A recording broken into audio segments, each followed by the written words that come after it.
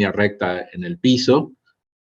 Ahora vamos a ver de los objetos que se mueven en línea recta, pero que caen o suben en altura. Ahora vamos a comenzar con eso.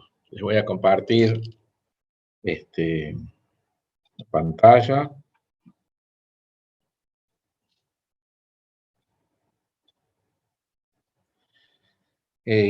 Primero hablemos un poquito de algo que vamos a ver mejor cuando veamos las leyes de Newton, la parte de gravitación de Newton, la fuerza de atracción gravitatoria, pero bueno, creo que es más o menos conocido ya, y si no, bueno, lo podemos decir en este momento.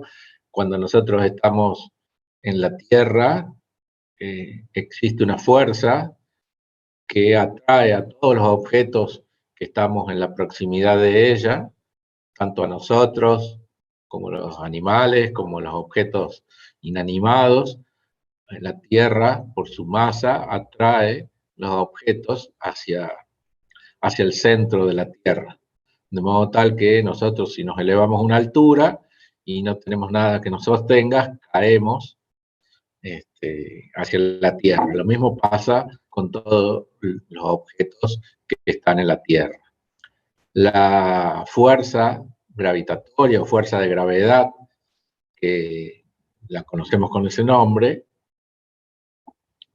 se estudia desde hace mucho tiempo, pero el primero que dio, o el primero que podemos nombrar nosotros, que hizo un estudio de la naturaleza y que viene al caso para lo que estamos contando ahora, en Grecia fue Aristóteles, que dijo que cuando nosotros soltamos objetos desde una altura, un objeto más grande o más pesado cae con mayor velocidad o llega con mayor velocidad al piso que un objeto más pequeño o menos pesado o de menos masa. Esa observación que había hecho Aristóteles y que nos parece que no tiene ningún error y que es de sentido común, podríamos decir, una piedra cae más rápido que un pedazo de papel, etc. Resulta que tenía un error intrínseco, que es que la fricción del aire o el rozamiento del aire hace que ciertos objetos, por ejemplo un papel, tarde más en llegar al piso que un objeto sólido, por ejemplo. El primero que se dio cuenta de ello fue Galileo por el año 1600. Galileo hizo muchos experimentos, de hecho fue el primero que estableció que la ciencia física y las ciencias naturales tenían que ser experimentales, que ninguna teoría podía ser válida si no la avalaban los experimentos. Y Galileo, se dice que, la anécdota dicen que arrojó varios objetos desde la torre de Pisa, de la ciudad de Pisa, la torre que hoy está inclinada, que en aquella época no lo estaba, y haciendo varios experimentos con planos inclinados, etcétera, pudo demostrar que todos los objetos, independientemente de su masa, caen acelerados con la misma aceleración de la gravedad, g, independientemente sea su peso o su masa.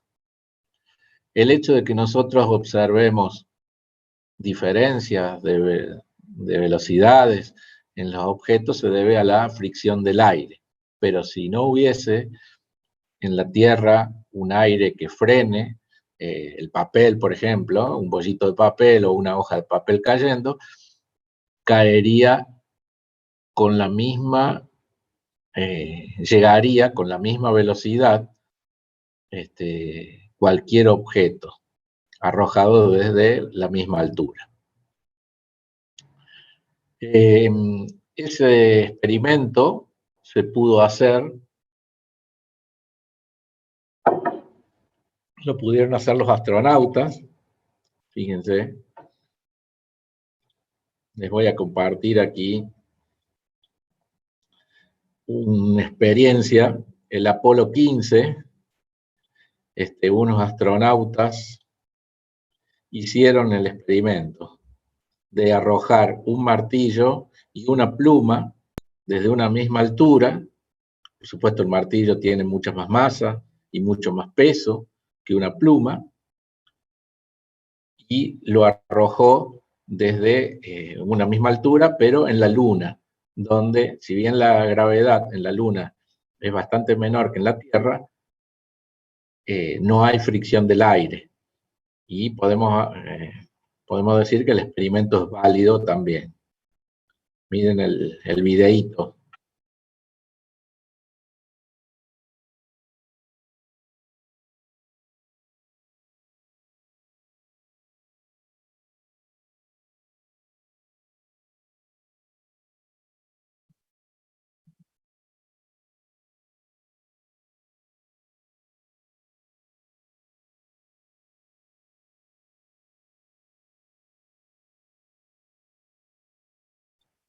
En la mano izquierda tiene una pluma y en la mano derecha tiene un martillo, dice.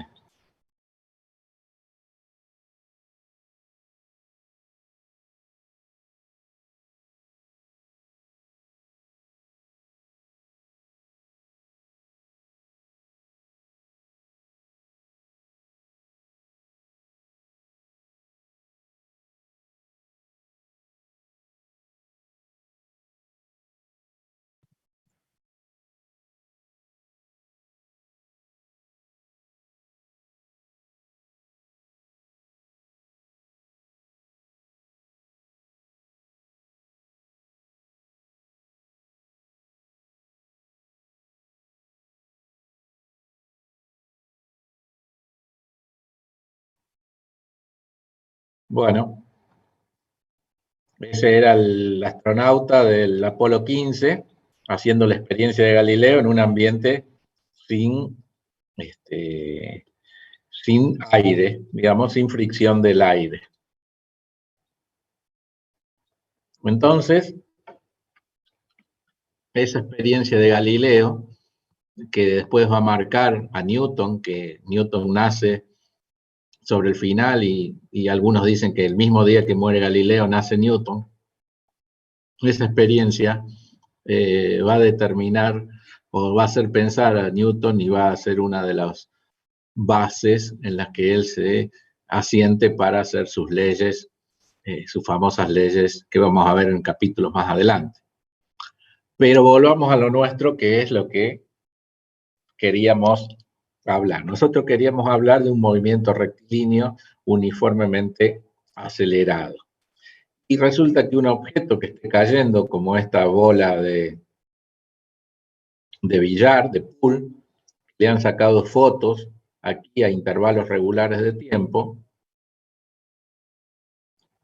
resulta que todos los objetos, al ser atraídos por la fuerza gravitatoria, experimentan una aceleración G de 9,8 metros sobre segundo al cuadrado en las mediaciones de la Tierra. ¿Qué significa ese 9,8, casi 10 metros por segundo al cuadrado? Significa que un objeto va a ir aumentando 9,8 metros por segundo, su velocidad, cada segundo que pase. Aquí en el instante inicial va a tener 0, en el primer segundo va a tener 9,8, vamos a suponer que es 10 metros por segundo, en el segundo va a tener 20 metros por segundo, 30 metros por segundo, 40 metros por segundo, 50 metros por segundo. O sea, va a ir aumentando la velocidad a razón de casi 10 metros por segundo. Ese es el efecto que produce la fuerza de atracción gravitatoria, la aceleración G. Al ir aumentando la velocidad, va a ir recorriendo cada vez distancias más grandes en el mismo periodo de tiempo, como se ve aquí la pelota o la bola de pool, esa que está cayendo. Entonces, lo que estamos viendo aquí es que esta pelota o esta bola de pool está acelerada por una aceleración constante de 9,8 metros por segundo al cuadrado.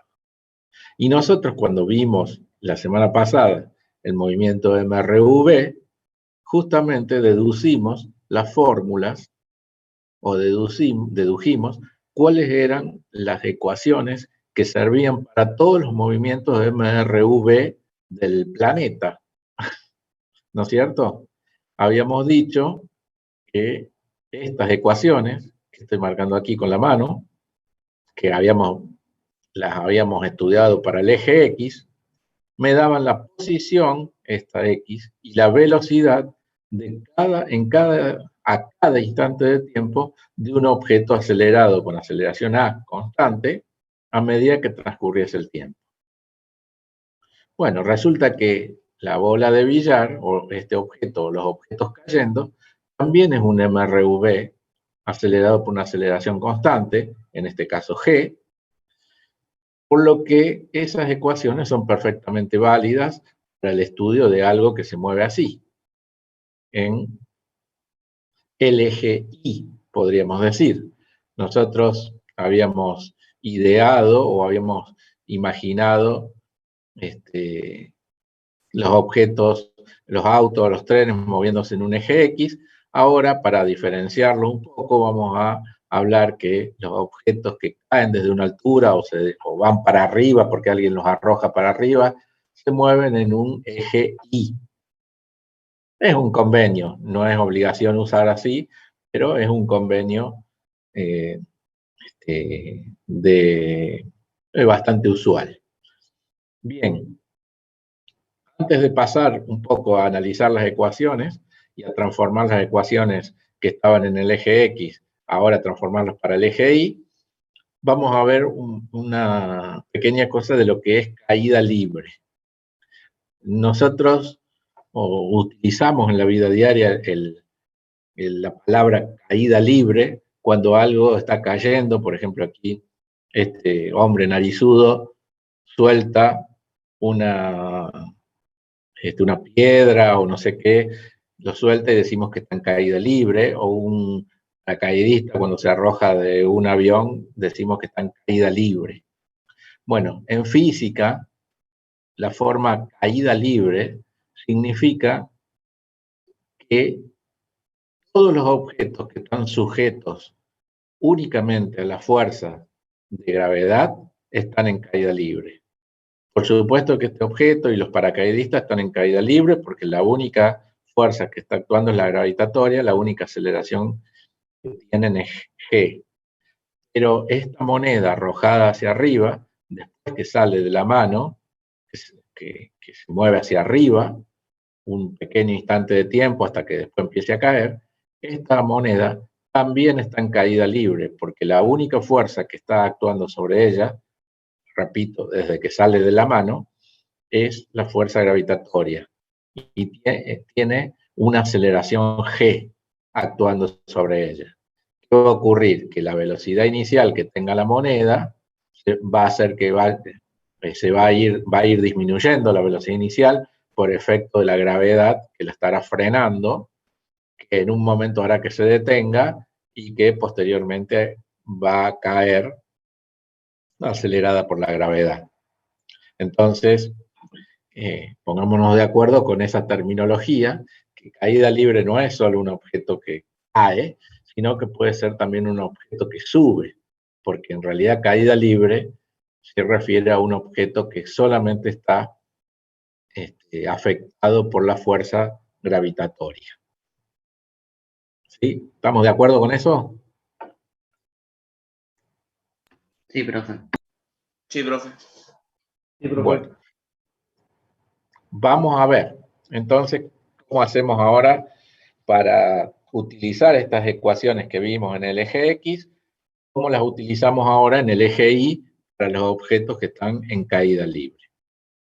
Bueno, acá veíamos que teníamos que la velocidad en el eje X, había una velocidad inicial en el eje X, una aceleración en el eje X que podía ser a favor o en contra de la velocidad o del movimiento, todo estaba en el eje X. Bueno, lo primero que podemos hacer es cambiar este subíndice o decir, bueno, ahora la velocidad va a ser en el eje Y, X es la posición, que era la posición del auto, ahora vamos a decir que es la altura Y, que va a partir de una posición inicial Y0, que puede ser el piso o puede ser una altura. Bueno, en principio pareciera que cambiando todos los subíndices X los transformamos en Y y bueno, y vamos bien. Pero aquí surge una primera consideración. Recuerdan que nosotros teníamos un marco de referencia y si ponemos el piso de la torre de Pisa, valga la expresión, como el cero, altura cero, como hacemos habitualmente en la vida diaria, ¿qué va a ocurrir? El eje Y va a crecer positivamente hacia arriba. Aquí la altura de la altura de Pisa va a tener una altura inicial, una altura I sub 0, 50 metros, por ejemplo, y, digamos, la altura va a ir subiendo desde 0 metros, 10 metros, 20 metros, 30 metros, Perfecto, ¿no es cierto? Así medimos nosotros las alturas en la vida diaria. ¿Qué ocurre con esta situación? Si nosotros utilizamos esta forma del eje Y, por lo que vimos las clases pasadas, un objeto que se mueva hacia arriba va a tener velocidad positiva porque coincide con la coordenada positiva Y. O sea, cuando un objeto se mueve hacia arriba, la velocidad va a ser positiva, por el hecho de que considere positivo hacia arriba.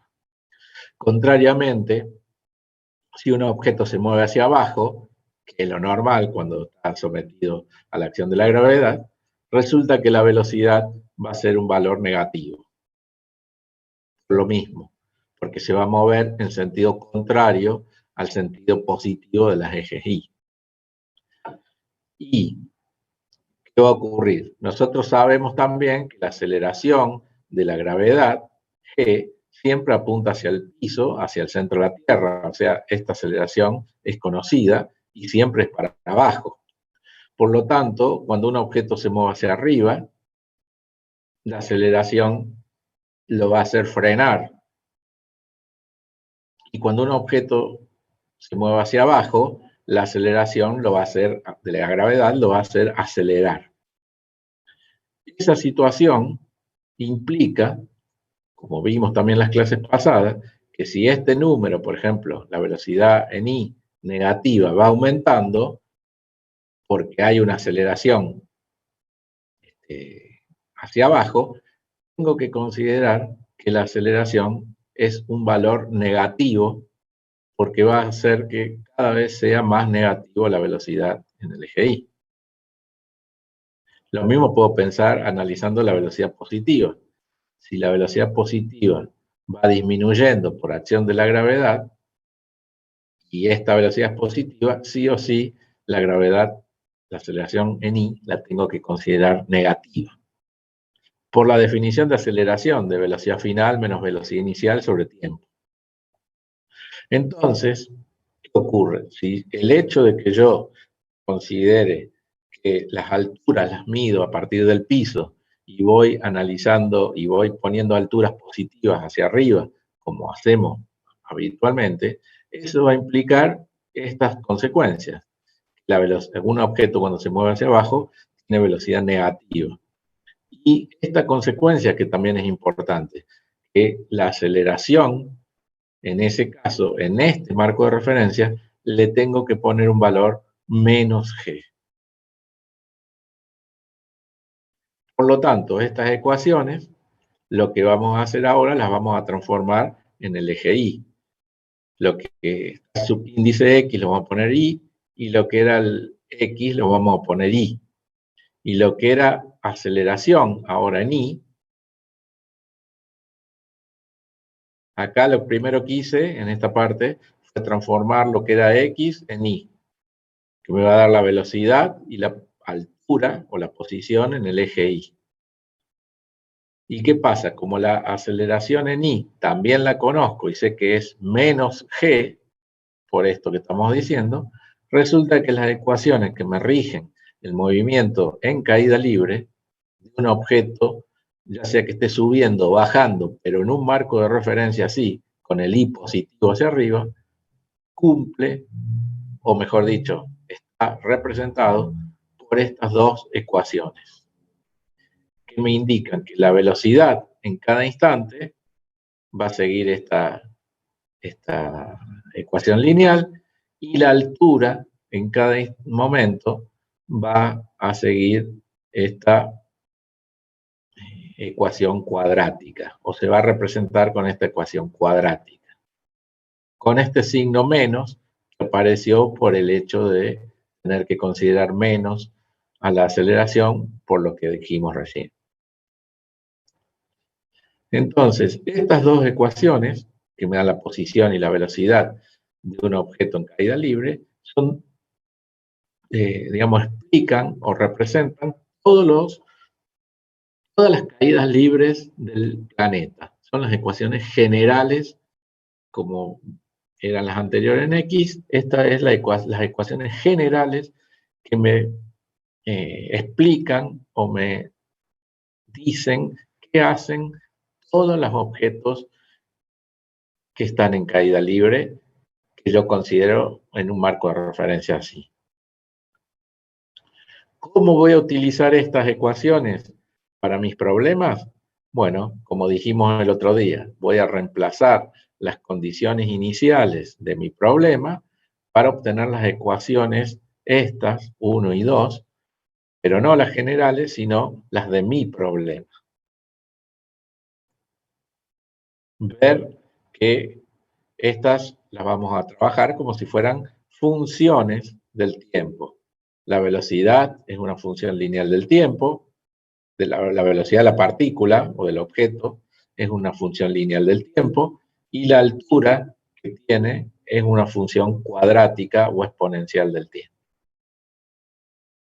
Fíjense que este signo menos va a implicar que la velocidad sea una función lineal con pendiente negativa, y este signo menos va a hacer que la función cuadrática tenga las ramas hacia abajo, porque cuando el término cuadrático era negativo, como recordarán que vieron en el secundario, la parábola que representa esta función tiene las ramas hacia abajo y el vértice hacia arriba. Bueno, vamos a utilizarla. ¿Preguntas? Sí, profe, espera un ¿Entienden? poquito que los copio. ¿Cómo? Espera un poquito que los escribo, porque no Sí. los tengo. ¿Alguna pregunta mientras tanto?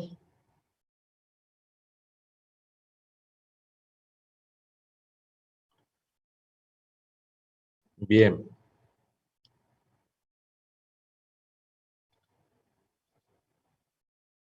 Son muy tímidos ustedes, o muy callados, o no sé si entienden. ¿Entienden todo o no entienden nada? Sí, se entiende, profe. ¿Entienden bien? Bueno, me alegro. Sigamos entonces. ¿Copiaste? Sí, profe, sí, gracias. Bien. Entonces, como les decía, estas son las ecuaciones que me sirven para todos los movimientos en caída libre del planeta. Una cosa que les voy a decir antes, que me olvidé de decirles de la gravedad. La gravedad G, el valor de G, 9,8, que es el que vamos a usar habitualmente, yo cuando hago así ejemplos o problemas en general uso 10 en vez de 9,8 para hacer los cálculos más rápidos. Pero les quería decir que ese valor, 9,8, varía un poco en las distintas latitudes de la Tierra, o sea, no es exactamente el mismo valor en el polo o en los polos que en el Ecuador. Inclusive también varía un poco con la altura no es lo mismo arriba del monte Everest que a nivel del mar o abajo del mar, pero la variación es muy, muy pequeña y nosotros la vamos a considerar que es la misma 9,8 o 10 en todos lados. Y lo que ustedes tienen que saber y recordar y remarcar y recuadrar ahí cuando están tomando apuntes es que G es una constante para los objetos que estamos en las inmediaciones de la Tierra. G es constante. ¿Qué quiere decir constante? Que no cambia. G no puede ser 0.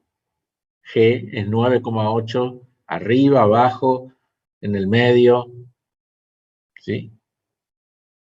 Entonces, G es constante en las inmediaciones de la Tierra.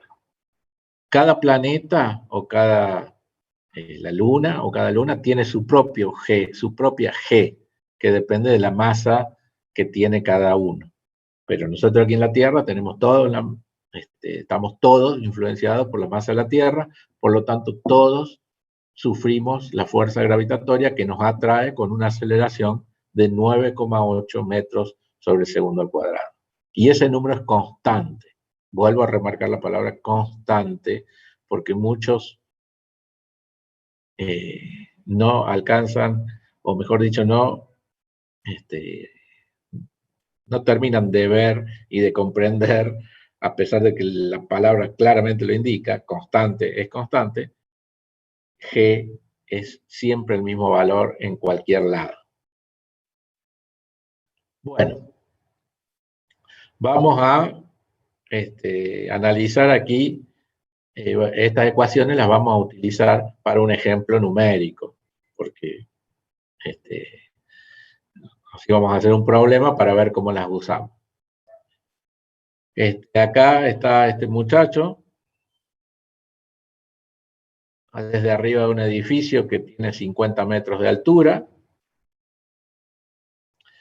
En un instante A, vamos a identificar los instantes de tiempo con letras A, B, C, D y E. En el instante A, vamos a suponer que desde una altura de 50 metros, el muchacho arroja hacia arriba una piedra. La piedra va a ir disminuyendo su velocidad por efecto de la aceleración, que la va a ir frenando. En un momento va a llegar a su punto más alto la piedra y va a empezar a caer, va a pasar al lado donde la arrojó, y en un determinado momento va a llegar al piso. Me dice aquí que el muchacho lanza la piedra con una velocidad inicial de 20 metros por segundo hacia arriba. Bueno, después dice que la piedra apenas libra el borde del techo en su camino hacia abajo. O sea, lo que está queriendo decir es que no consideremos esta curvita que está aquí dibujada, sino que supongamos que la piedra hace un movimiento rectilíneo todo el tiempo, un poco hacia arriba y un poco hacia abajo, y después hacia abajo. ¿Sí? Esta curvita no existe. La piedra tiene un perfecto movimiento rectilíneo de ida y vuelta en la altura. Y quiere que, bueno, acá no lo dice, pero lo vamos a calcular ahora, cuál es la altura máxima que llega la piedra,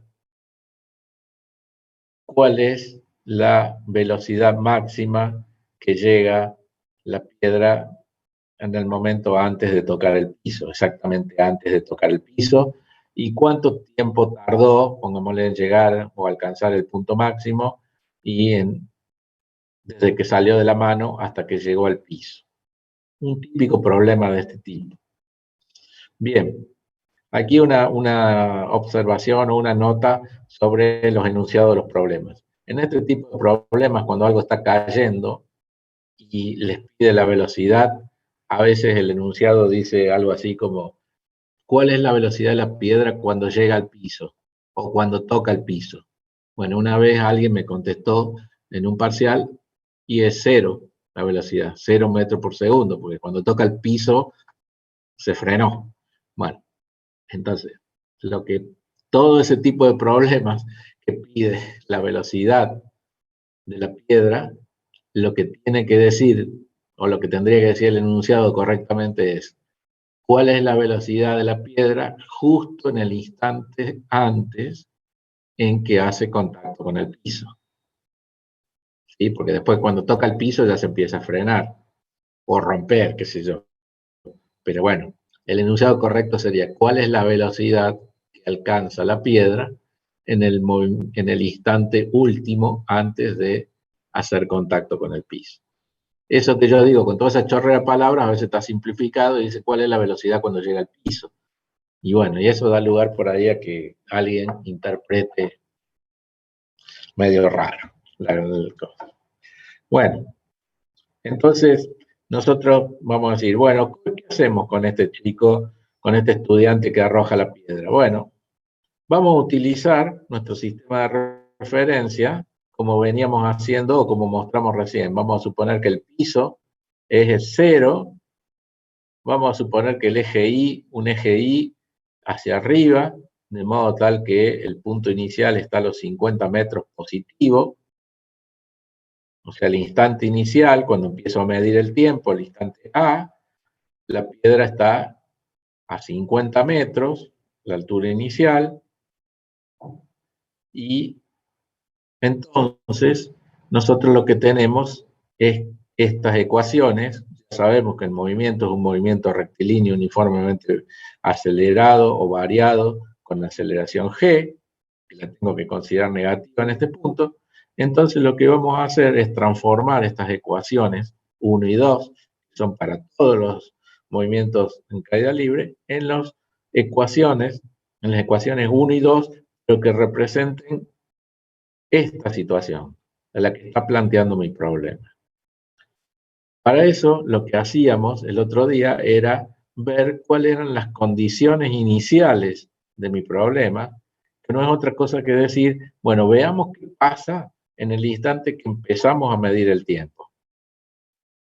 Entonces, en el instante que empezamos a medir el tiempo, tengo el chico acá, el punto A.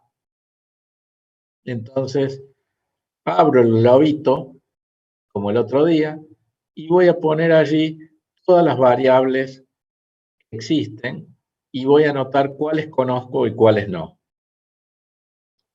Entonces, voy a ponerle a las variables un subíndice A, porque, bueno, vamos a considerar el punto A. Entonces, en el instante A, que es el instante que empiezo a medir, aquí es 0 segundos. Acá faltó la palabra segundos. No nos gusta a los profes que las magnitudes no tengan la unidad, así que error mío aquí. ¿Cuál es la posición inicial, de acuerdo al marco de referencia que elegimos, de la piedra? I sub A, que sería I sub 0 en la ecuación, la condición inicial, sería más 50 metros. Esa es la posición inicial que empieza la piedra. Fíjense que remarco y pongo el signo más para que nos acordemos que estamos usando el eje Y hacia arriba. ¿Cuál es la velocidad inicial de la piedra? Bueno, el problema dice que el muchacho arroja hacia arriba la piedra con una velocidad 20 metros por segundo. Esa palabra, o esas palabras, hacia arriba, implica que yo tengo que poner el signo más en la velocidad inicial de la piedra. Porque si la piedra la arrojo hacia arriba, la velocidad que va a adquirir tiene la misma dirección que el eje Y, por lo tanto tengo que colocarle el signo más. ¿Sí? ¿Cuál sería la velocidad inicial si el problema dijese el chico suelta la piedra desde una altura de 50 metros? 0. Claro, entonces, en esta variable, esta condición inicial, velocidad inicial, no sería más 20, sino sería 0 metros por segundo, lo que cambiaría totalmente la situación. Y eventualmente que el chico arroje la piedra hacia abajo, si en vez de empujarla hacia arriba la empujase hacia abajo, sería menos 20 metros por segundo, la velocidad inicial. ¿Sí? Entonces ahora, con las condiciones iniciales ya determinadas, voy a cambiar por números estas ecuaciones generales por los datos que tengo en mi problema, que eran la posición inicial y la velocidad inicial de la piedra. Y de la primera tenemos que sacar el tiempo, profe, para poder calcular la segunda. Exacto. Pero primero voy a colocar en mis ecuaciones generales, en las ecuaciones generales, los valores de las condiciones iniciales, estas, para transformarlas en mis ecuaciones. Y estas son las ecuaciones de mi piedra. ¿Ven? Velocidad inicial 20 metros por segundo, acá también está 20 metros por segundo, y posición o altura inicial más 50 metros. Estas ecuaciones 3 y 4 son estas. Estas eran para todos los movimientos así. Pero ahora, como ya le puse números, es para mi problema. Fíjense aquí que G es 10, yo voy a utilizar 10 para hacerlo más fácil a los cálculos, pero me va a quedar, por ejemplo, una ecuación B, la velocidad de la piedra es igual a 20 menos 10t, ¿no es cierto? Y la altura me va a quedar 50 más 20t menos 5t al cuadrado. ¿Sí? Poniendo G 10.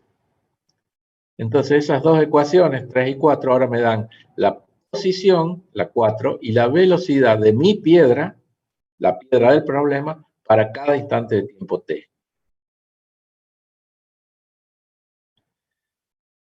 Bueno, ya conseguí las ecuaciones mías. Ahora vamos a ver cuál es la altura máxima. La altura máxima ocurre en el punto B. Si yo me voy al punto B y abro el globito, ¿qué voy a tener allí? Este instante T sub B, este instante T, que le llamamos T sub B larga, no lo conozco. La aceleración, la velocidad ahí, ¿cuál es? En este Cero, instante. porque se quedó quieto y está cambiando la dirección. Bien. ¿Algún otro? ¿Alguna otra opinión?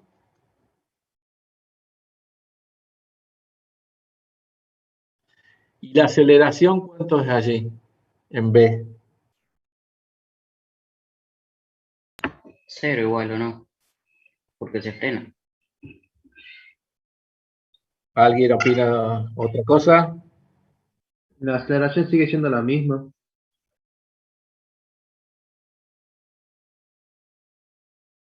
¿Qué dijimos 10 metros antes con la segundo. aceleración? ¿Qué les remarqué? Que es una constante, Cuando- que nunca va a ser cero. Que es una constante, y una constante quiere decir que no cambia. Por lo tanto, la aceleración no puede ser cero. ¿Sí? Este tipo de preguntas siempre las hago yo en los parciales y en los exámenes, y nunca falta alguien que me pone que la aceleración es cero. En Profe, ese punto. pero ahí cambia su signo, ¿no?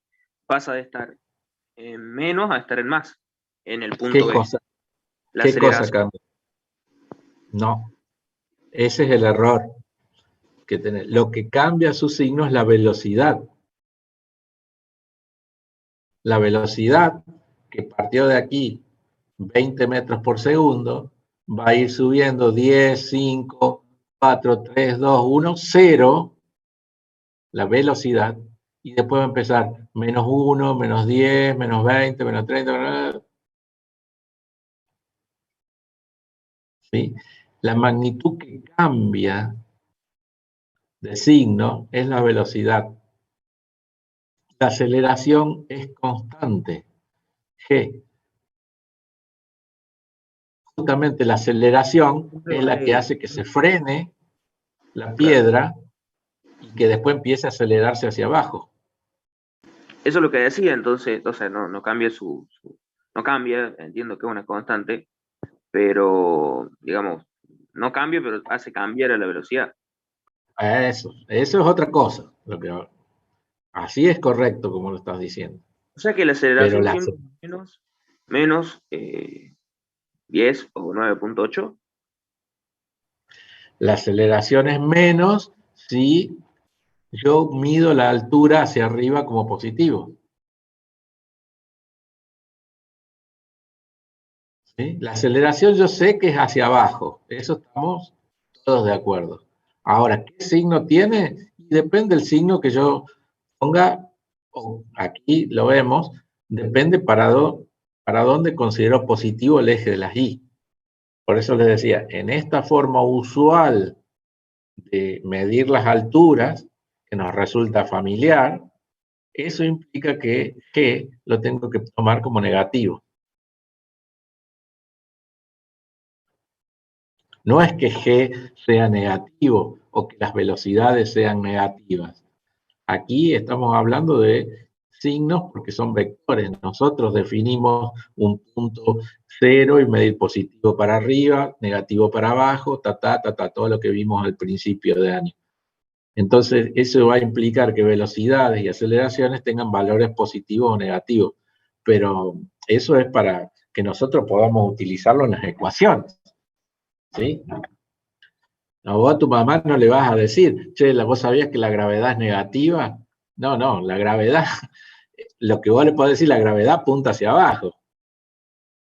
¿Viste? O la fuerza gravitatoria tiene una aceleración hacia abajo y te va a decir, mira vos qué noticia. Pero si vos le decís, no, la gravedad, la aceleración de la gravedad es negativa, no es negativa. Es negativa si yo hago este marco de referencia. Si yo lo hago al revés, es positiva. ¿Te das cuenta? El signo menos aquí aparece por el hecho de que yo estoy midiendo positivo para arriba. Un convenio que de partida para empezar a tomar como referencia un 0, etc. ¿Sí? Bueno, entonces había llegado con mis condiciones iniciales. Yo tengo que mi piedra cumple o se rige por estas dos ecuaciones. Ahora me voy al punto B, que era el punto que me preguntaba cuál era la altura máxima. Abro el globito, entonces ahí voy a tener el instante T, que no sé cuánto es, no sé cuánto tardó. La altura I sub B, que es la altura máxima que va a llegar la piedra. La velocidad en ese punto, que es 0, esta es la magnitud que se hace 0, y la aceleración, que es menos 9,8 o menos 10. Entonces ahora, ¿qué hacemos? Como estas ecuaciones, las 3 y la 4, se cumplen para todo instante de tiempo t, desde que salió de la mano hasta que llega al piso la piedra, en el instante más alto, E sub b, cuando estas ecuaciones valgan t sub b, la velocidad va a ser b sub b, que es 0. Y la altura va a ser I sub b, que es la altura máxima. Entonces reemplazo en estas ecuaciones el tiempo t sub b, a ver qué ocurre. En la ecuación 3, al reemplazar t sub b, y que en ese momento la velocidad es 0, esta ecuación, la ecuación 3 me queda así, y puedo despejar el instante t sub b, que me da 2 segundos. Como bien había dicho alguien recién, tengo que calcular el tiempo. Efectivamente, aquí calculé el tiempo y me dio 2 segundos desde que salió de la mano hasta que llegó a este punto. Bien, fíjense que remarco el signo positivo. El tiempo en física nunca puede ser un tiempo negativo. Si a mí me dio si yo acá despejo mal y me queda negativo, bueno, es que algo hice mal. O despejé mal o planteé algo mal. Pero el tiempo nunca puede ser un valor negativo. Bien, entonces ya tengo el tiempo. Bueno, y con el tiempo puedo venir acá a la ecuación 4, cuando t es igual a t sub b, es instante, y es igual a i máximo en esta situación. Y es igual al i sub b, i máximo. Entonces, reemplazo en la ecuación 4 t sub b, que es igual a 2 segundos, y veo cuánto es la altura máxima. Entonces, i sub b, i máximo, 50, total, t sub b. T sub b es 2 segundos, y máximo, calculo y me dio más, nuevamente remarco el signo, 70 metros. 70 metros es un valor posible.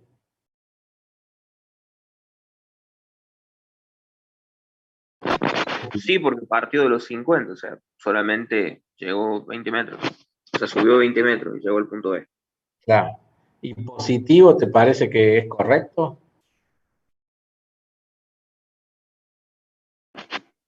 Sí, Claro. Bueno, esto que estoy haciendo es el análisis de los valores que nos dio el resultado. Si aquí el I máximo me hubiese dado 40 metros, ¿qué dirían ustedes? y está algo calculó mal porque si parte de los 50 metros no puede llegar a los 40, Claro, excepto vos que decís, sea sí, una caída libre. claro, pero acá, como dice que fue para arriba la piedra, el enunciado, algo hice mal. Si parte de los 50 y va para arriba según el enunciado, no me puede dar 40. Entonces algo hice mal. Tampoco me puede dar un número totalmente descabellado, no me puede dar 7000, por ejemplo. Porque se supone que es una persona y lo arroja de los 50 metros, no va a llegar 7 kilómetros de altura. Entonces, ese análisis, y mucho menos dar un valor negativo, menos 70 metros. Entonces, ese análisis que yo estoy haciendo de el número, el signo y la unidad que me dio el resultado, ustedes lo tienen que analizar. Y es la principal, es el principal dato que ustedes tienen para saber si lo que hicieron está bien o está mal. Yo cuando hago problemas así de estos que hacen ustedes, también me equivoco. A veces haciéndolo rápido me equivoco un signo, me equivoco, me olvidé de pasar algo, qué sé yo. A veces me equivoco también, igual que ustedes. Y me da un número, y cuando yo veo el número, me doy cuenta si está bien o está mal. Digo, acá hay algo que hice mal. Sí. Entonces, eh, esto es muy importante, porque ese análisis le va a permitir a ustedes darse cuenta si lo que están planteando está correcto o no. Y a su vez, después viene la parte súper importante. Cuando ustedes analizan por qué les dio mal o por qué hicieron el error. Esa parte es la que ustedes terminan de comprender todo esto que estoy yo contando. Terminan de entender cómo estamos utilizando las ecuaciones.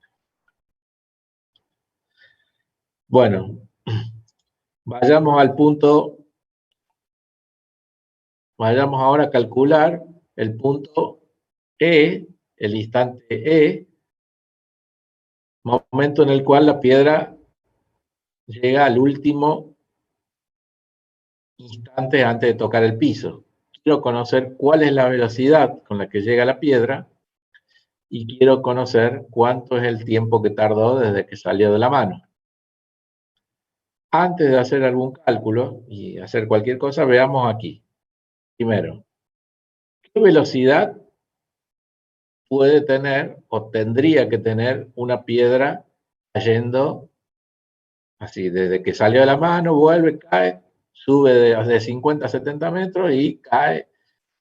Primero, ese valor de la velocidad, ¿será positivo o negativo lo que me tiene que dar? Negativo. Exactamente, porque la velocidad para abajo dijimos que es un valor negativo, porque todos los objetos que se muevan para abajo van a tener velocidades negativas, porque I es positivo para arriba. Por lo tanto, al momento que llega al suelo, la velocidad tiene que ser un valor negativo. Entonces, ya tengo un dato. No me puede dar una velocidad positiva porque sería incorrecto. Otra cosa que puedo deducir. Si acá el pibe o el muchacho tiró con 20 metros por segundo para arriba, ¿qué opinan ustedes? ¿Cuál será la velocidad en la magnitud, que ya sabemos que es negativa aquí? ¿Será más grande que 20? ¿O menos 20? ¿Será mayor? Y ¿Será sí, profe, menor? transcurre más tiempo. Bueno, perfecto. O sea que me tiene que dar un valor, digamos, de un módulo más grande que 20 y con signo negativo. O sea, fíjense que solo analizando el problema ya tenemos cierta información de cuál va a ser el valor que me tiene que dar. Y otra cosa más, con respecto al tiempo. Si ya calculamos que el tiempo que tardó hasta acá es 2 segundos, bueno, el tiempo que tarda hasta aquí tiene que ser más de 2 segundos, obviamente. 3, 4, 5, 6, no sé. Pero ya sabemos que es positivo, pero tiene que ser algo más o menos por ese estilo. Así que ya tenemos toda esa info sin hacer ningún cálculo, ya sabemos más o menos por dónde tienen que dar los valores. Esto me sirve para después analizar si me equivoqué o no cuando hago los cálculos. Entonces, esta es la situación de mi piedra. Vamos a ver qué pasa, vamos a abrir el globito en el instante E,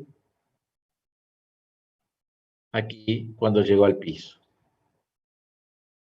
Abrimos el globito, T, no lo sé, en ese instante, y que es la altura, en ese instante es 0. ¿Sí? Llegó al piso, la posición de la piedra es 0. Llegó al piso. La velocidad con la que llega, no la sé, es la que quiero saber. Una de las incógnitas. Y bueno, la aceleración, menos 9,8. Bueno, ¿qué voy a hacer?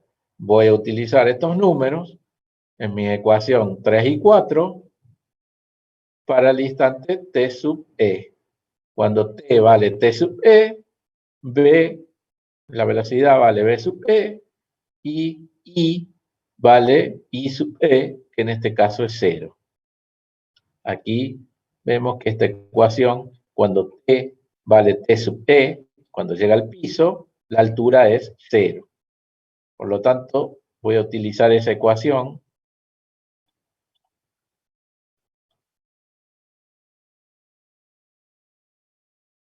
y voy a poner que cuando t es igual a t sub e, y la altura en ese instante es igual a 0.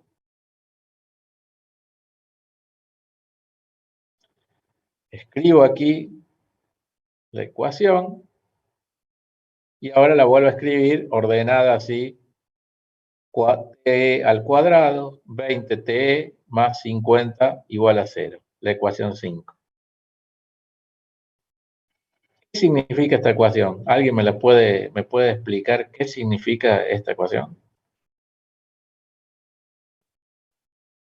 Profe, ¿es 50 o es 5? No, me perdí. en esa ecuación. 50. Esta era la posición inicial. El 50 era I sub 0, que es la posición desde donde arranca la piedra, que es de donde está en la mano. La posición inicial. Y esta es la velocidad inicial, un medio gt. Es la misma ecuación de recién, esta. Nada más que en ese momento, cuando t es t sub e, el último instante, i es igual a 0 en ese momento.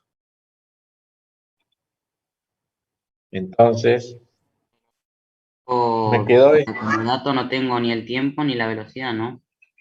No, ¿Cómo es? pero fíjense esta ecuación, la ecuación 5. ¿Qué tipo de ecuación es?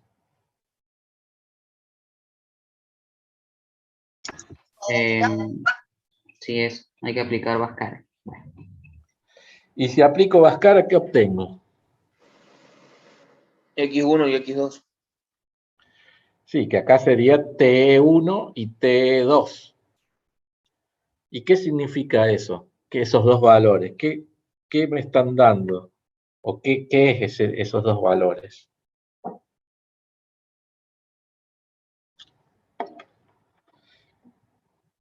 Al reemplazar yo las condiciones en ese punto E, llego a esta ecuación 5, me está diciendo que hay dos instantes de tiempo que cumplen esta situación, que I es igual a 0.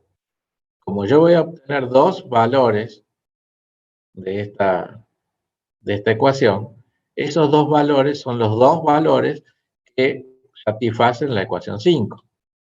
Eso no es otra cosa que decirlo en términos de la física, que va a haber dos valores de tiempo que van a cumplir la condición que I es igual a 0.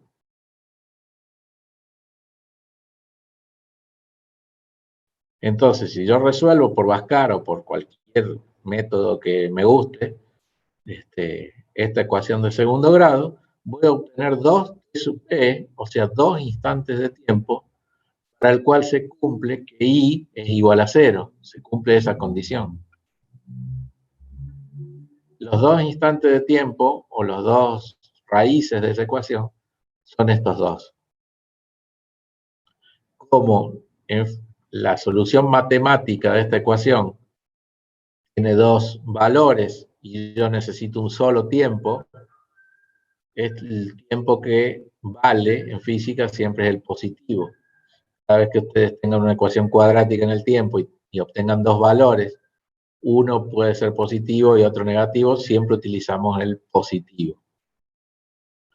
Entonces significa que este instante de tiempo, 5,74, es el instante t sub p final y es lo que tardó la piedra en llegar al piso desde que salió de la mano.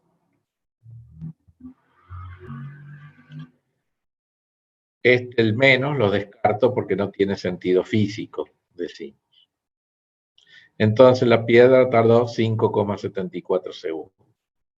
Una vez que tengo el tiempo, puedo calcular ahora sí cuál es la velocidad. La velocidad con la ecuación 3. Puedo calcular, como ya calculé el tiempo, puedo calcular cuál es la velocidad que tiene para el instante t igual a 5,7 segundos. Reemplazo entonces aquí t sub e por el valor 5,7 y obtengo que la velocidad en ese punto es menos 37,4 metros por segundo. Y me da que el valor es menos, como habíamos deducido antes, que me tenía que dar un valor negativo porque iba para abajo, y la magnitud o el módulo es mayor que 20, que era el valor que habíamos dicho que tenía que ser mayor que ese valor. Y listo, ya está. Me queda razonar nomás, graficar ¿Y qué voy a graficar? Voy a graficar las ecuaciones 3 y 4, que son las ecuaciones de mi piedra, que me dan la velocidad y la posición de la piedra para cada instante de tiempo t. Grafico esta ecuación lineal, fíjense, v sub i, o sea, la velocidad de la piedra igual a 20 menos 10t, g es 10, y la posición es igual a 50 más 20t más 1 medio por 10 al cuadrado, o sea, 5t al cuadrado. Grafico con un graficador de internet, busqué uno yo, yo utilizo uno Graph, Mat, cualquiera que ustedes tengan, y acá grafiqué i en función del tiempo, la ecuación que me da la posición, esta. Y fíjense lo que me dio.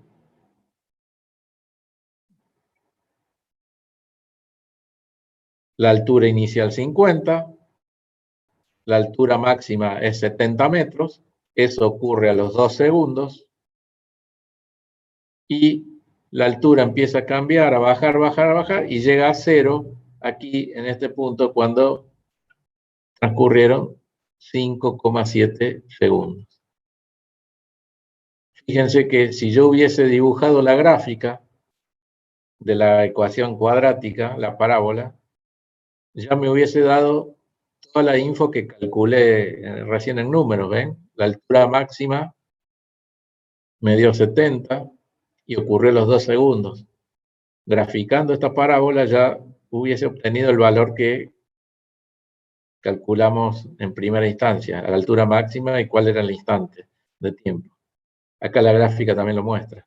Y también muestra el instante que la piedra llega al piso. Cuando i vale 0, eso ocurre a los 5,7 segundos.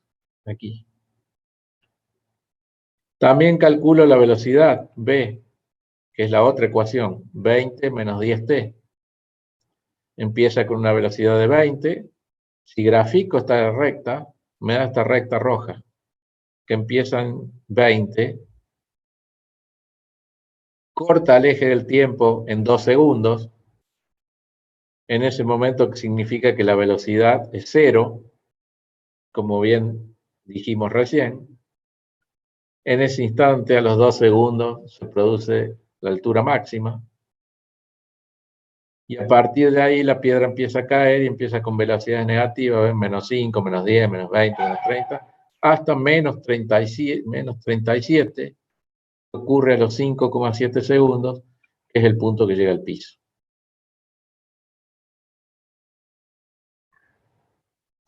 O sea que teniendo yo las ecuaciones de mi piedra, yo puedo con esto saber cuál es la velocidad y la posición de mi piedra para cada instante de tiempo.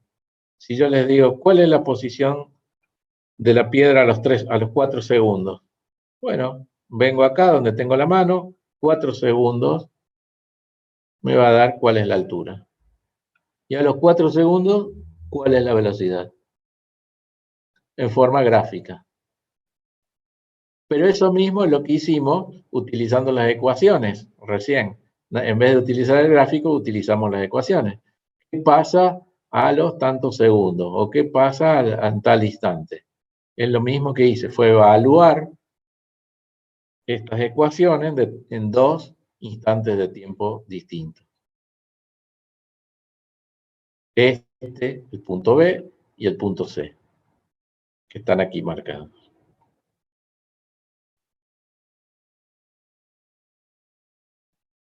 ¿Sí? ¿Se entendió? ¿Les gustó? ¿No entendieron nada? Profe, Sí, se profe. entendió, pero la gravedad, ¿qué valor estamos tomando? Menos 9,8, ¿no? No, acá en este problema yo usé 10. Ah, 10 positivo. No, 10 negativo. Sí, Menos porque 10. a mí cuando es menos, a cambio como en la posición 70, realmente da 110, porque menos, digamos, la menos gravedad, con la gravedad que es negativa, se hace positiva, o toma ese negativo ya es de la gravedad en sí. ¿Me entiendes? No entiendo qué es. Vuelvo a anotar los 70 metros. ¿En el Cuando gráfico? calculamos, claro, nos calculamos ahí 70. Digamos, si reemplazamos la gravedad, sería -10. Y ahí, con ese menos, se multiplica ese positivo al 20. Tendría que dar No, no, no, no, 110. no, no, no, no. No, no, este menos ya es el menos. Claro, Eso es Este otra. menos en la ya fórmula lo tenemos. contemplé al principio. ¿Viste? Cuando transformé las ecuaciones, aquí, ¿ves? Cuando transformé las ecuaciones y puse acá la aceleración, ya le puse menos g, ya está el menos.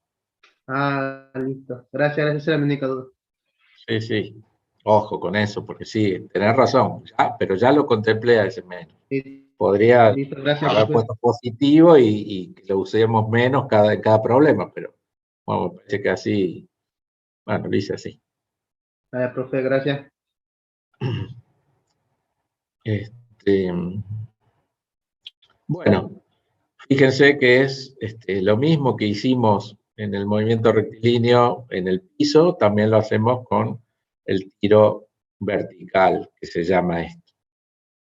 Este problema se puede hacer de otras formas, por supuesto, de muchas formas, pero una forma que le han explicado a ustedes, y muchos lo utilizan, es dividir el movimiento en dos partes.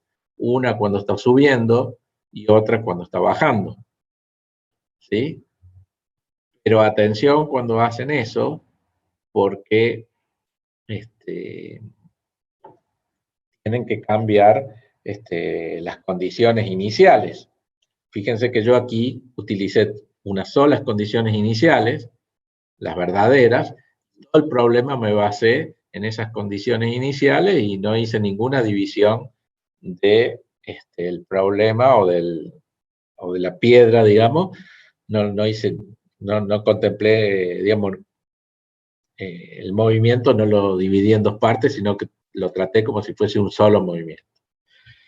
En el caso que ustedes hagan esa situación, que calculen hasta este punto y después que en este punto calculen, digamos, empiecen como que la piedra cae desde este punto, bueno, hay que volver a calcular las condiciones iniciales en ese punto para que me dé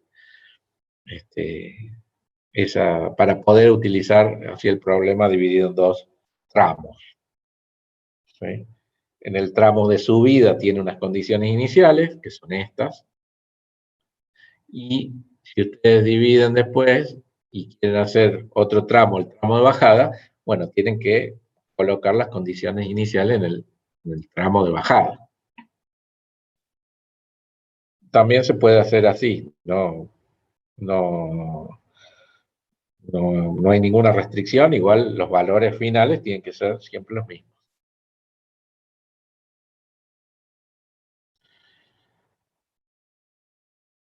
¿Alguna pregunta más? No, profe, se entendió todo. Hay que hacer ejercicio nomás ahora. Sí. Bueno, paramos 5 minutos y seguimos con otro tema.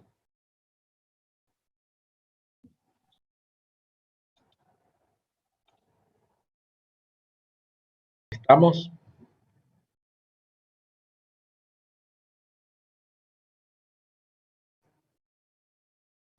Bueno, alguien preguntaba recién por allí. Hola, ¿están por ahí? Sí, profe. Bueno, ahí uno de ustedes preguntaba por qué la gravedad no se hacía cero en el punto más alto, en el punto B de la piedra, o el punto que llegaba más alto, la piedra. Bueno, o sea, miremoslo un poco más desde el punto de vista ya de la fuerza. ¿Cuál es el origen de la aceleración de la gravedad? La aceleración de la gravedad G tiene su origen en el hecho de que hay una fuerza de atracción de la Tierra hacia los objetos que estamos cerca de ella. Esa fuerza de atracción, que llamamos fuerza de gravedad o fuerza gravitatoria, resulta que tiene o produce en los objetos que estamos cerca de ella una aceleración G hacia abajo. Eso es una explicación que la vamos a tomar, que nos la enseñó Newton, o por supuesto después fue cambiando un poco con Einstein, pero por el momento la vamos a tomar como válida y como útil a esa explicación. Vos me preguntas por qué G no se hace cero. G no se hace cero porque la fuerza de atracción gravitatoria no se hace cero. Recordá que fuerza era igual a masa por aceleración. La fuerza gravitatoria es igual a la masa por la aceleración de la gravedad, G. Por lo tanto, si la fuerza de atracción gravitatoria es constante o depende de la masa de la Tierra, es más o menos constante, la aceleración que nos ocasiona esa fuerza, al ser nosotros atraídos por la Tierra, es constante. Por eso G es constante. Suponiendo que, o asumiendo que no tenemos en cuenta las pequeñas variaciones que tiene la magnitud G a lo largo y a lo ancho del planeta. No sé si te sirve esa explicación. No sé quién preguntó.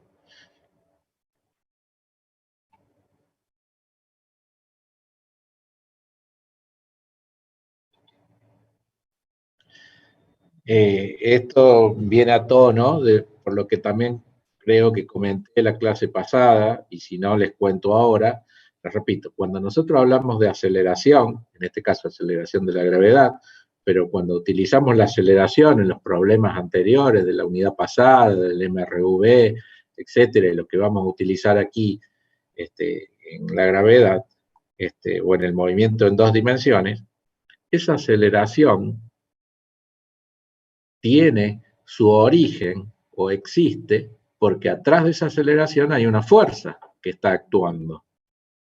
Cuando un autito, como vimos ahora en cinemática, se acelera, hay una fuerza, un motor que lo está acelerando, o una fuerza que lo está frenando, por ejemplo el viento.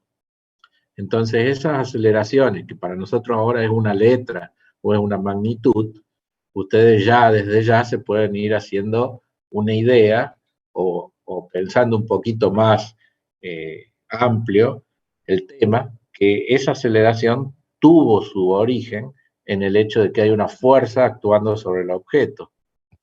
Por eso ese objeto está acelerando o frenando.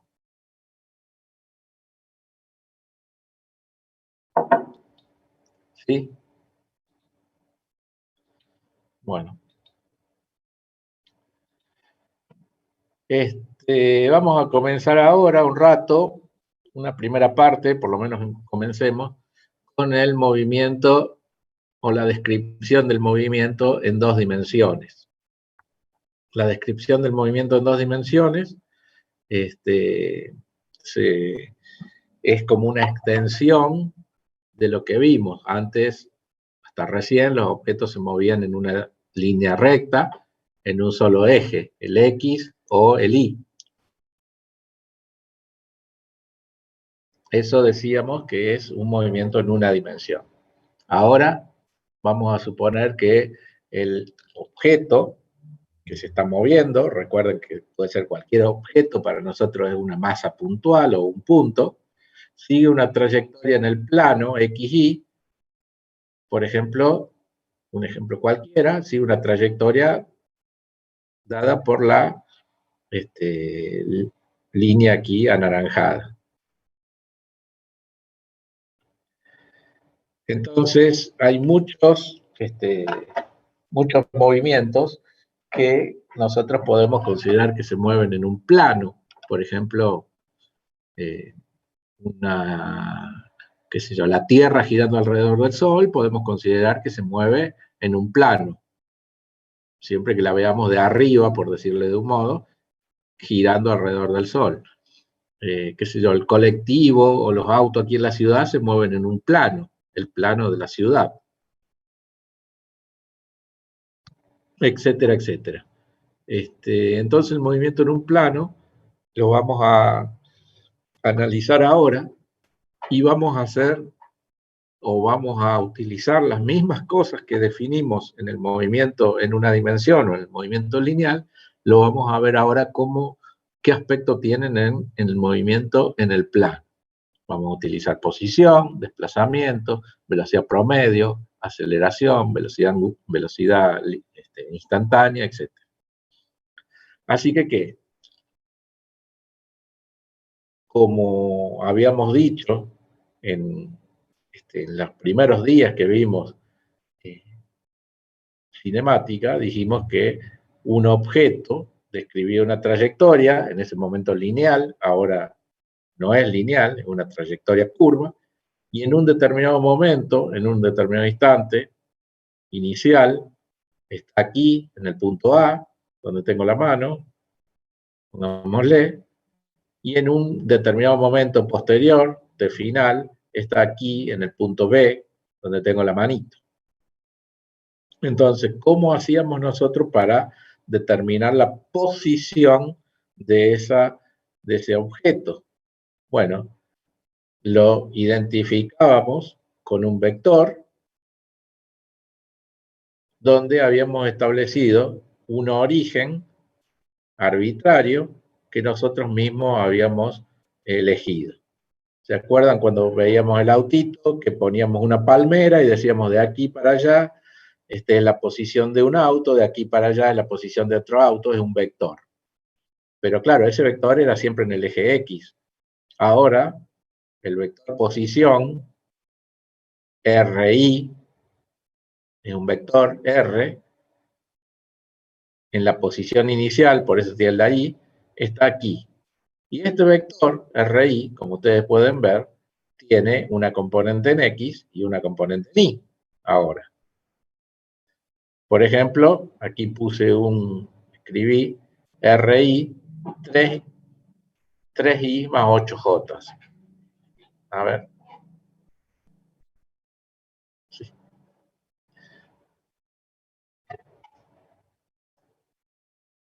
En el instante final, o un instante posterior, la partícula está aquí en el punto B, por lo tanto su posición ahora va a ser R, la posición R, final, este vector, que va a tener también sus componentes X e Y. Por ejemplo, aquí le puse 7I más 6J. ¿Entienden? O sea, todos entienden esta notación que estoy utilizando, ¿no? 3I más 8J.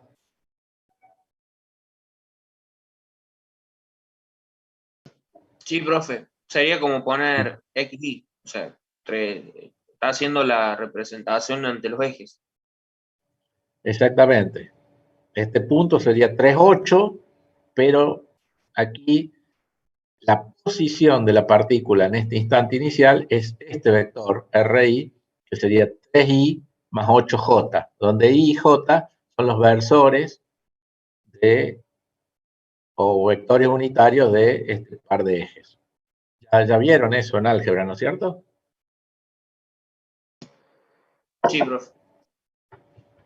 Bueno, entonces ahí tengo dos vectores posición.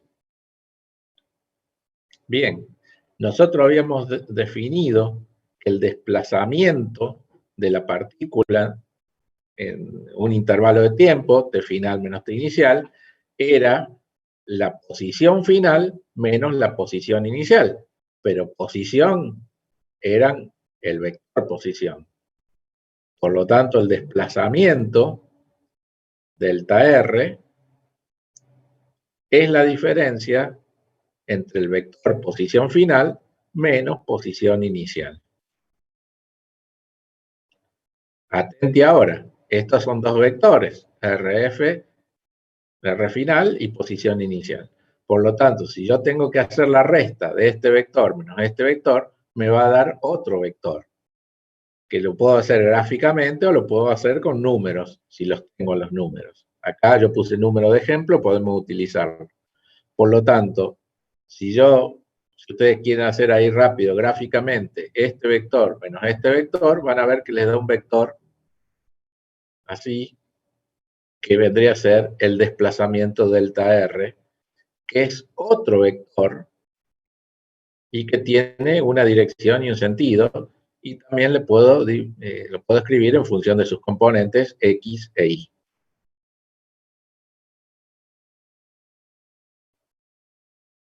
Por ejemplo, si el vector posición inicial era este 3i más 8j, y el posición final era 7i más 6j, la diferencia, el desplazamiento, en función de sus componentes, va a ser 7 menos 3 y 6 menos 8 j, que lo escribí aquí.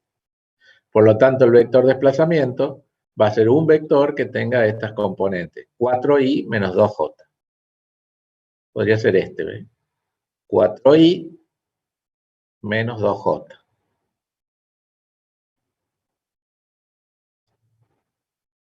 Habíamos visto que la velocidad promedio que tenía la partícula esta para ir desde este punto inicial a este punto final era este vector desplazamiento dividido el intervalo de tiempo, delta t.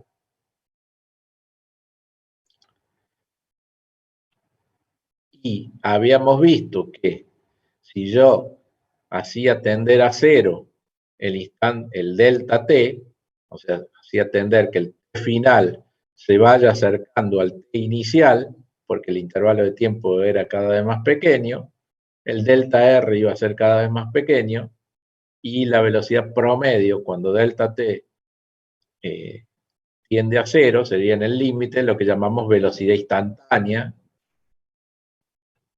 de la partícula en ese punto, que en matemáticas se conoce con este límite, se conoce con el nombre de la derivada del vector posición con respecto al tiempo, que no es otra cosa que decir qué tan rápido está cambiando el vector posición a medida que transcurre el tiempo.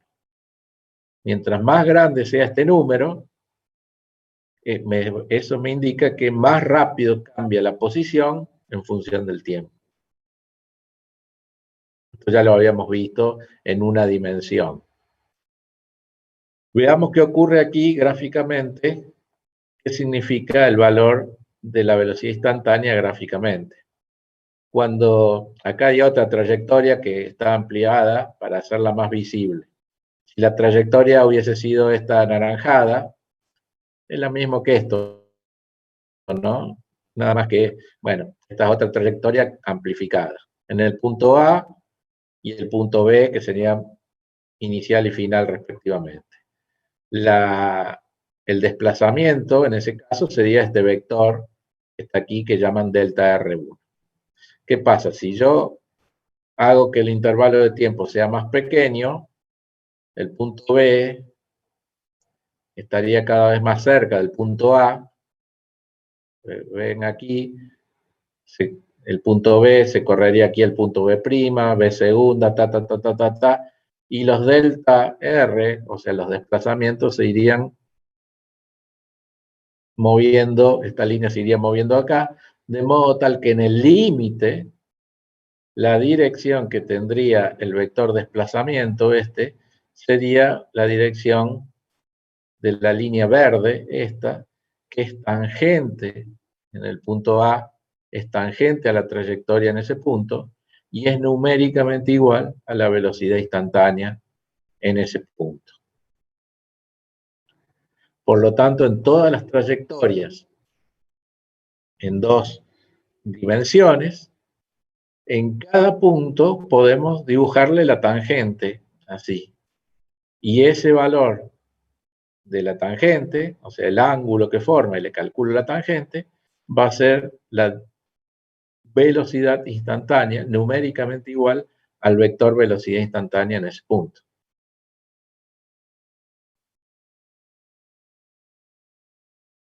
Profe, ¿Sí? ¿puede repetir? No entendí lo de la tangente. Claro, si yo voy, hago tender a cero delta t, de modo tal que delta r también tiende a cero, este cociente, como habíamos visto, ya delta r sobre delta t tiende a un número, y ese número es la velocidad instantánea en ese punto. ¿Sí? Esta expresión matemática de la velocidad instantánea también se puede ver geométricamente qué es lo que ocurre. Si yo hago tender a cero, este punto B se va a ir moviendo y se va a ir achicando el intervalo, y este punto se va a ir moviendo, va a estar cada vez más cerca de A. De modo tal que en el límite B va a estar muy, muy cerquita de A. ¿Y qué ocurre con el delta R, que era el vector desplazamiento, diferencia entre el vector posición en B menos el vector posición en A? Este delta R va a ir moviéndose, y a medida que yo me vaya acercando aquí, que delta T sea cada vez más pequeño, aquí el delta R va a estar aquí, y se dice que en el límite va a tener la dirección de esta línea verde, que es tangente a la trayectoria en ese punto. Es la interpretación geométrica de esta situación.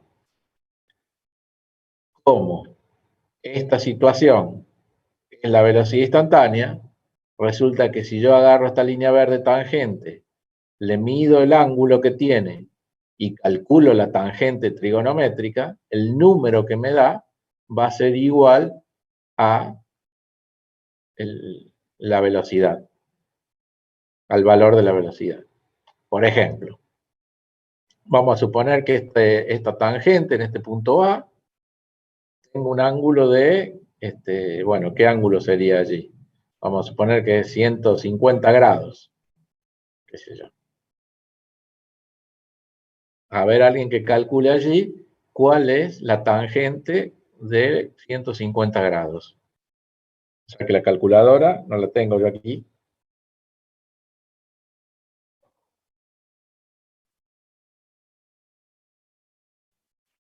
Menos 0,57.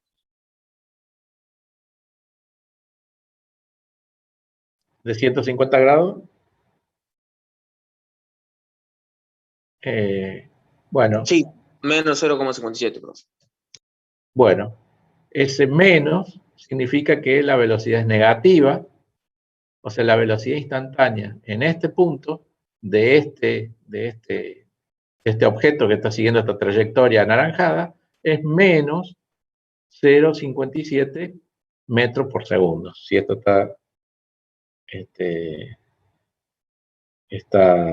dado en metros por segundo, que vamos a suponer que sí, porque trabajamos siempre en el sistema internacional.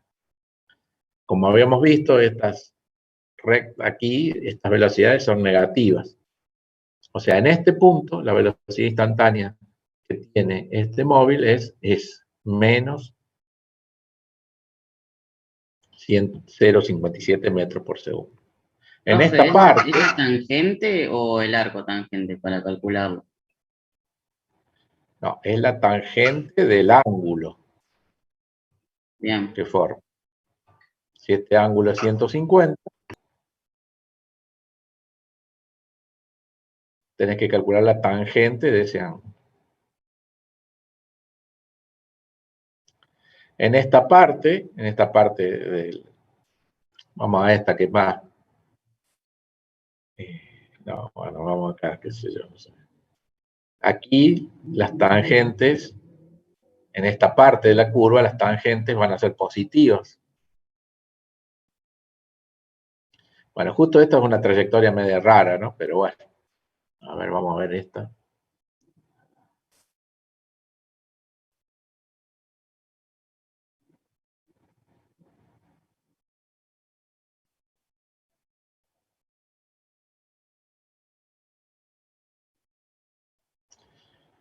Así es. Bueno, entonces tengo las velocidades instantáneas en ese punto. La velocidad instantánea va a tener la misma dirección y sentido entonces que el vector de desplazamiento.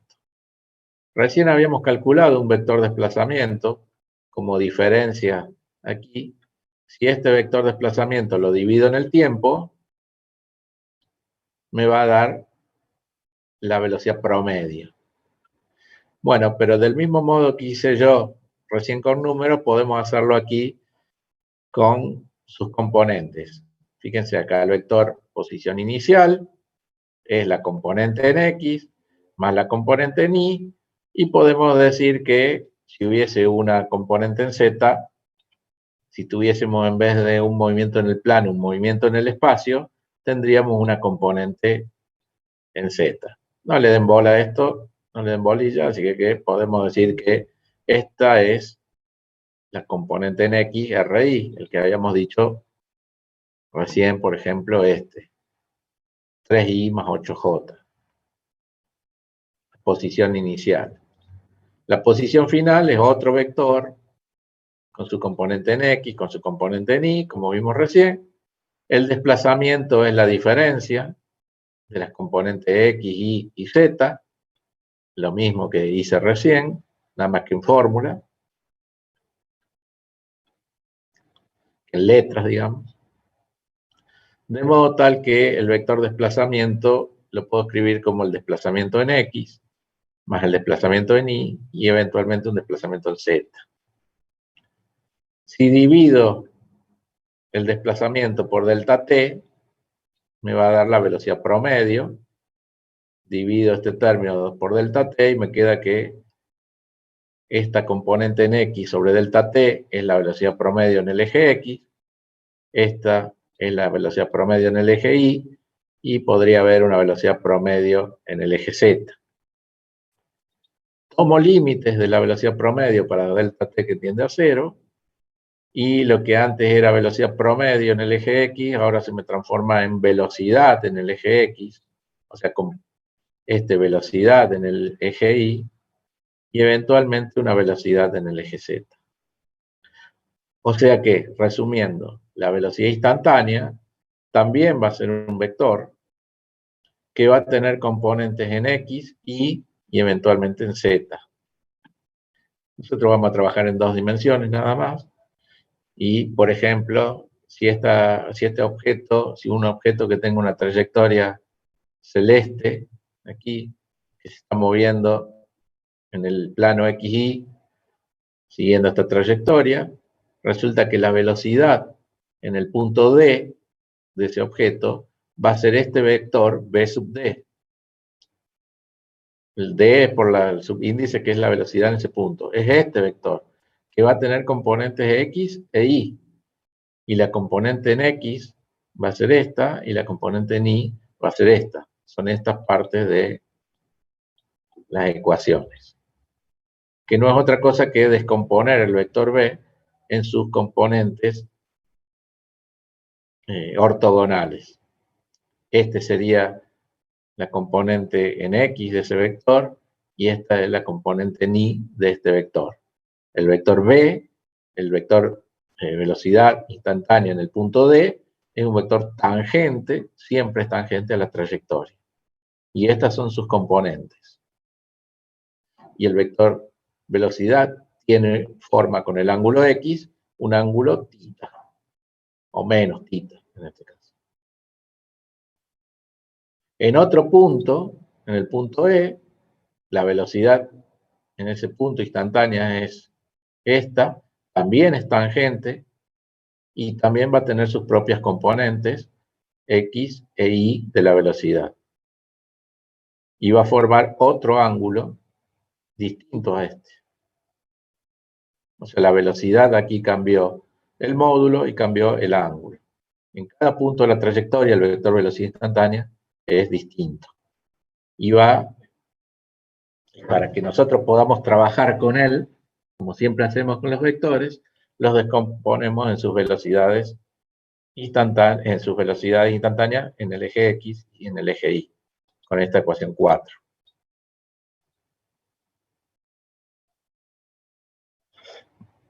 ¿Sí?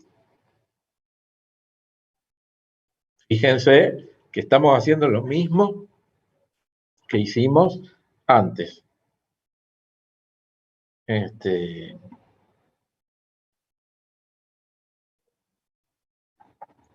Definimos el vector posición, definimos el vector desplazamiento, definimos la velocidad instantánea, el vector velocidad promedio, el vector velocidad instantánea, y ahora en 2 dimensiones, a diferencia de antes que tenía una sola componente en X o en Y, ahora tengo las dos, en X y en Y. Por lo tanto, la velocidad ahora de los objetos va a ser un vector que va a apuntar en distintas direcciones y sentidos, a medida que transcurra el movimiento. Lo mismo va a pasar con la aceleración. ¿Qué pasaba? La aceleración promedio era la diferencia entre dos velocidades en un intervalo de tiempo. Por ejemplo, si en el intervalo E, en el intervalo de tiempo que va de D a E, esta partícula cambió la velocidad de B sub D a B sub E, la aceleración era la velocidad en E menos la velocidad en D sobre T. Velocidad final menos inicial sobre el intervalo de tiempo. A eso llamábamos aceleración promedio. Pero, ¿qué ocurre aquí? Aquí hay que hacer un llamado de atención y parar un poquito. La velocidad final, pongámosle que sea este punto, es un vector. Y la velocidad inicial, pongámosle que sea esta, es otro vector. Por lo tanto, la diferencia de velocidad, el delta V, es otro vector. ¿Sí? Dividido el tiempo me da la aceleración promedio. Bien, y acá ocurre una situación particular. Si yo quiero saber para dónde apunta la aceleración promedio, tengo que ver para dónde apunta la diferencia de vectores velocidades. A ver, ¿cómo es esto? Pongamos que tengo aquí que la posición inicial es esta, punto A, donde la velocidad inicial es esta, B sub I. Y en otro instante de tiempo final, el punto B, la velocidad final es esta. Si yo quiero hacer la resta velocidad final menos velocidad inicial, agarro aquí, pongo velocidad final, lo pongo acá, lo dibujo acá, agarro velocidad inicial, lo pongo acá, y hago la resta gráfica para ver más o menos a dónde apunta el vector aceleración, el vector delta V, que va a ser en definitiva hacia dónde apunta el vector aceleración. Veo que delta V apunta hacia allá. O sea que la aceleración va a apuntar hacia adentro, digamos, de la gráfica esta. Y entonces aquí ocurre una cosa que vamos a terminar de ver un poco más adelante, pero vamos a analizar esta situación. La aceleración que nosotros vimos hasta ahora en el movimiento lineal, ¿qué ocasionaba con la velocidad de los cuerpos? Ocasionaba que, o hacía que los cuerpos se aceleren, como por eso usamos la palabra aceleración, o se frenen. ¿Qué significaba eso? Que la velocidad o la rapidez aumentaba o disminuía si estaba frenándose. Un auto iba a 10 kilómetros por hora o metros por segundo, después de 20 metros por segundo, 30 metros, está acelerando. Tiene una aceleración positiva, está acelerando. O el auto viene a 100 metros por segundo y la aceleración es negativa, empieza a 90 metros por segundo, 40 metros por segundo, empieza a disminuir la velocidad. Pero ¿qué es lo que disminuye de la velocidad en el movimiento lineal? Disminuye el módulo, ¿no es cierto? Disminuye la rapidez, pero la dirección y el sentido permanecían constantes, iban disminuyendo, pongámosle 100, 90, 80, 70 metros por segundo, pero el vector velocidad siempre apuntaba en la misma dirección y sentido. Por lo tanto, esa aceleración que vimos hasta recién es una aceleración que solo producía un cambio en el módulo del vector velocidad. ¿Sí? Ahora, o digámoslo así, el hecho de que la aceleración sea la resta de dos velocidades, resulta que la velocidad podría no cambiar el módulo. Vamos a suponer que estos dos instantes de tiempo que vimos recién, la velocidad no cambia el módulo. Los dos sean de 30 metros por segundo y este 30 metros por segundo. ¿Qué ocurrió aquí? ¿Este vector es igual a este? No. Los dos tienen un módulo de 30. ¿Este vector es igual a este?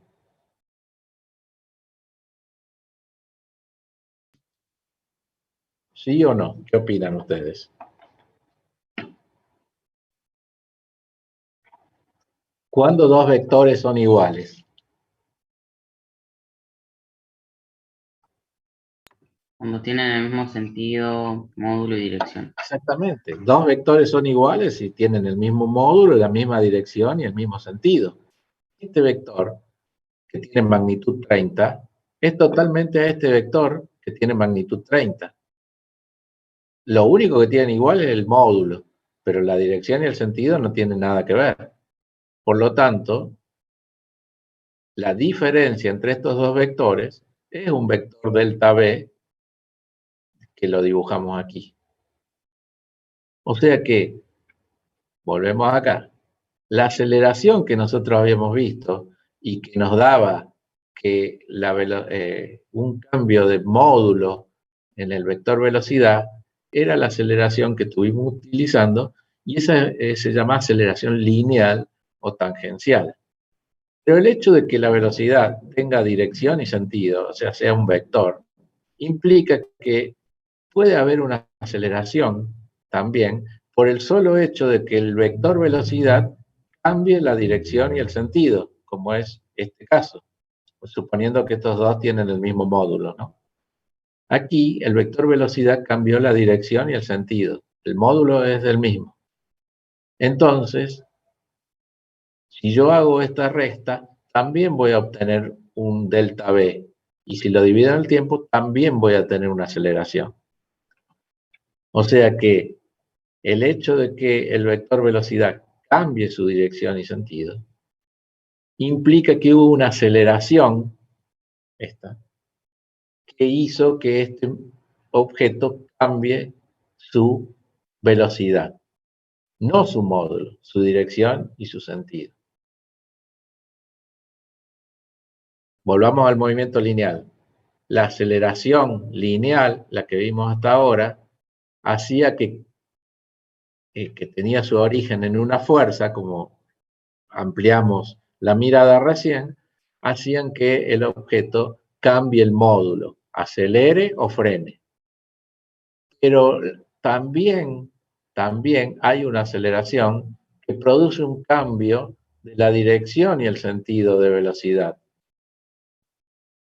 Esa aceleración también es ocasionada por una fuerza y para diferenciarla de la otra fuerza, de la otra aceleración que le llamamos lineal, esa aceleración la vamos a llamar en breve como aceleración centrípeta o aceleración hacia el centro, aceleración que apunta hacia el centro. Ya vamos a verlo con más detalle. Por el momento quiero que se queden con esto.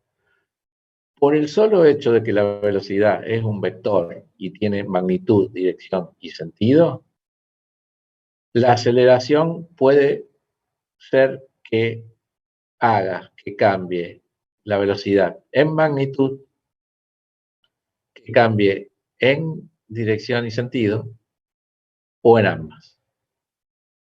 Eso está resumido aquí. Si el vector velocidad cambia solamente su módulo con el tiempo, lo que está ocurriendo allí es que la aceleración le está imprimiendo a la partícula un MRV, lo que vimos la semana hasta recién, hasta el break. Si el vector velocidad cambia su dirección y no su módulo, esta situación por ejemplo, este cambio de velocidad es producido por una aceleración perpendicular a la velocidad que hace que la partícula no siga más una trayectoria recta, sino que se curve y empiece a seguir una trayectoria curva.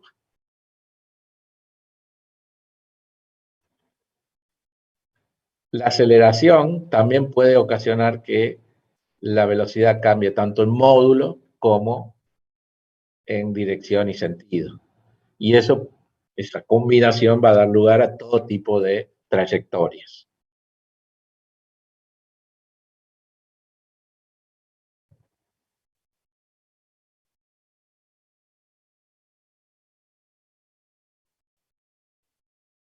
Por supuesto que esto es nuevo, totalmente nuevo para ustedes.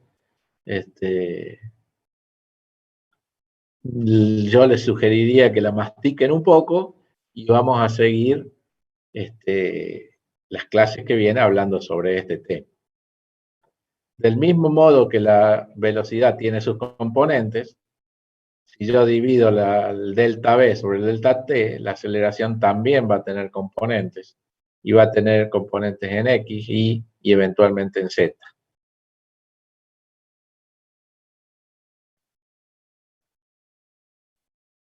¿Les gustó? ¿No les gustó? ¿No les cierra? Y la verdad que le tengo que pegar otra leída, profe, porque de entenderlo entendí, pero acá cuando lo veo en sí, gráfico es difícil. Requiere un tiempo primero para digerir este nuevo concepto. A ver si lo puedo resumir en 2 palabras.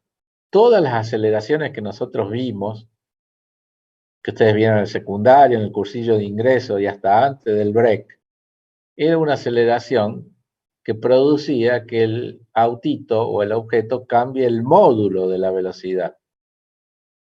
Aumente o disminuya la velocidad, su módulo. Pero resulta que la velocidad también puede cambiar su dirección. En el MRV no cambiaba la dirección, tenían todas la misma dirección. Pero ahora, en el plano, la velocidad puede cambiar su dirección. Por lo tanto, como la aceleración, la definición de aceleración es el cambio de velocidad en el tiempo, del vector velocidad en el tiempo, tiene que haber una aceleración para hacer cambiar el vector velocidad en el tiempo, su dirección y sentido. Todas las aceleraciones que vimos hasta antes del break, la aceleración solo producía un cambio en la magnitud de la velocidad. Ahora estamos introduciendo el concepto que la aceleración no solo puede hacer cambiar la magnitud de la velocidad, sino que también puede hacer cambiar la dirección y sentido de la velocidad.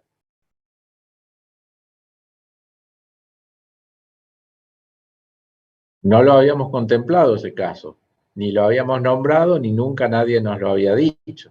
Pero cuando empezamos el año y definimos que la aceleración es igual al cambio de velocidad en el tiempo, alguien se podría haber dado cuenta que el vector era velocidad y que para cambiar la velocidad en el tiempo, una cosa es cambiar el módulo y otra cosa es cambiar la dirección y el sentido del vector velocidad. Entonces, resumiendo, todo lo que vimos hasta antes del break sería la aceleración cambiando el módulo del vector velocidad. Ahora empezamos a ver qué pasa cuando la aceleración cambia la dirección y el sentido del vector velocidad.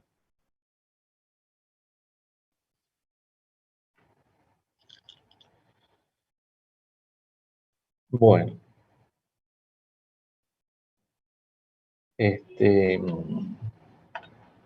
Hasta aquí llego hoy.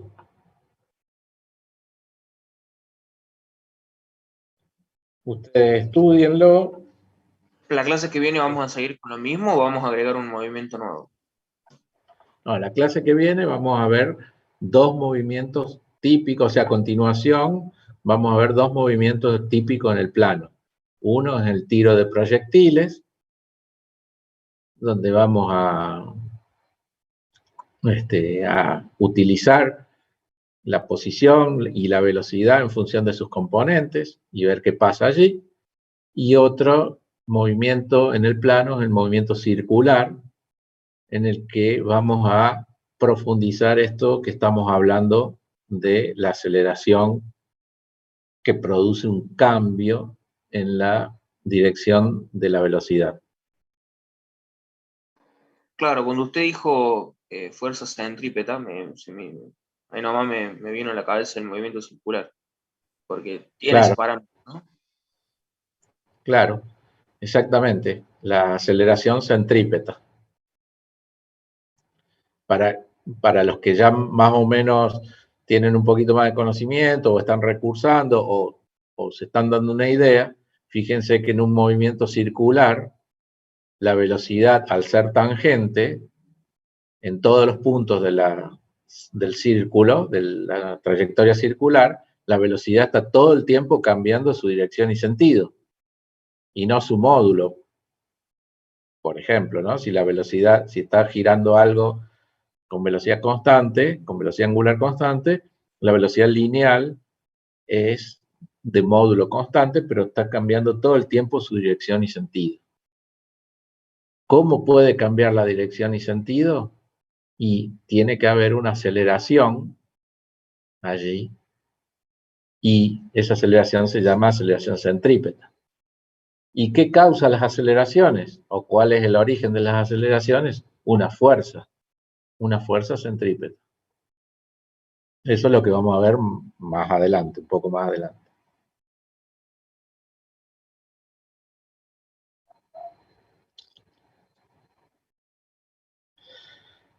Bueno, lo estudian, lo leen, lo mastican y me cuentan. Bueno, profe. Bueno, Muchas profe. gracias. Perfecto. Bueno, nos vemos la semana que viene. Que tengan lindo finde.